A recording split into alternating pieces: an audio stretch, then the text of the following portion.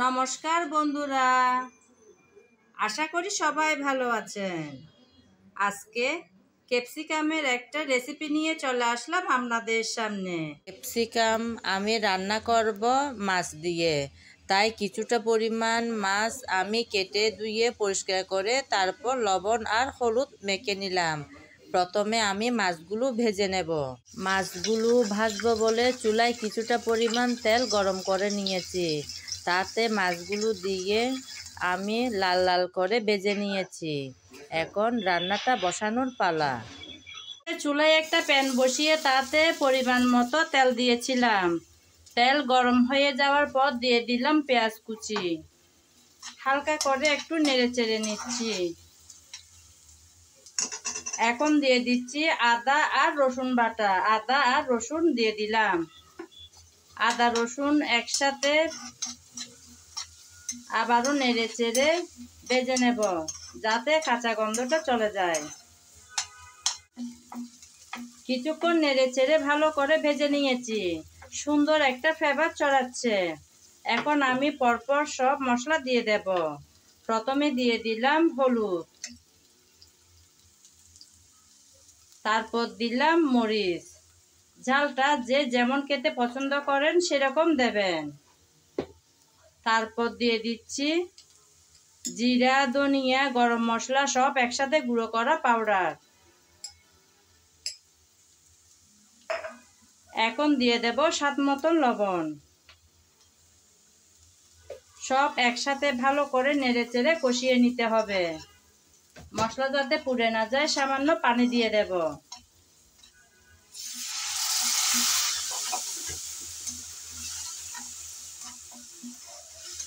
মনে রাখতে হবে, তরকারির ভালো মন্দ স্বাদ আসে কিন্তু ভালো করে কষানোর উপর। সুন্দর কালার, সুন্দর ঘ্রাণ, ভালো স্বাদ তিনটাই কিন্তু আসে ভালো করে কষিয়ে নেওয়ার পর। তাই খুব যত্ন সহকারে কষানোটা করতে হয়।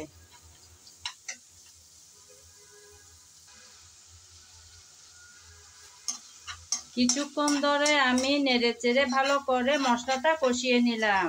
তেল কিন্তু উপরে বেশি আসলো, অর্থাৎ ভালো করে কষানোটা হয়ে গেল।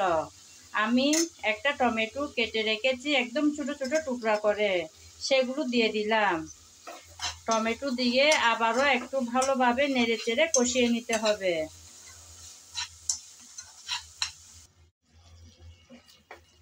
টমেটো একদম নেড়ে চেড়ে ভালো করে কষিয়ে নিয়েছি। নরম হয়ে একদম গলে গিয়েছে। এখন দিয়ে দেব ভেজে রাখা মাছগুলো।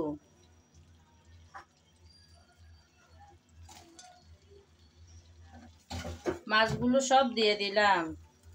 ভালো করে নেড়ে চেড়ে একটু মশলার সাথে মিশিয়ে নেব।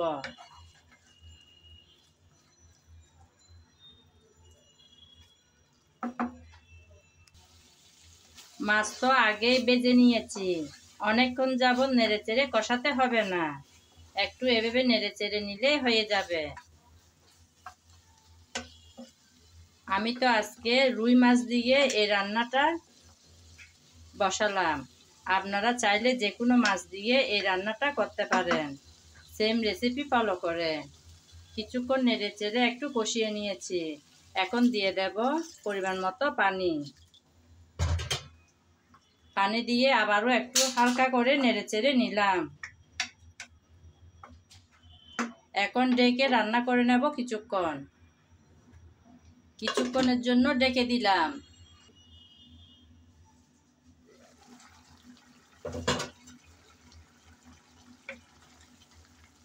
ঢাকনা দিয়ে কিছুক্ষণ রান্না করে নিয়েছি। অনেকটাই সিদ্ধ হয়ে আসছে মাছগুলো। মাছগুলো তো আগে থেকেই ভেজে রাখা ছিল।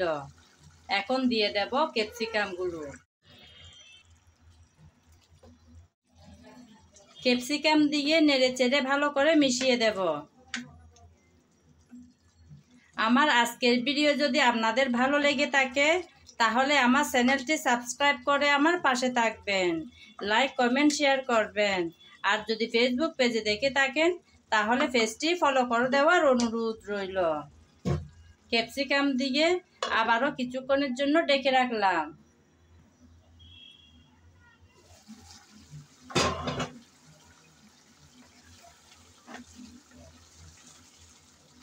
আমি ঢাকনা দিয়ে কিছুক্ষণ রান্না করে নিয়েছি। আমার রান্না প্রায় শেষের দিকে।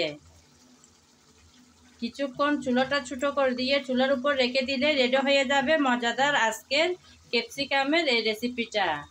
চাইলে আপনারা একবার ট্রাই করতে পারেন, অনেক মজার হয় কিন্তু এই রেসিপিটা।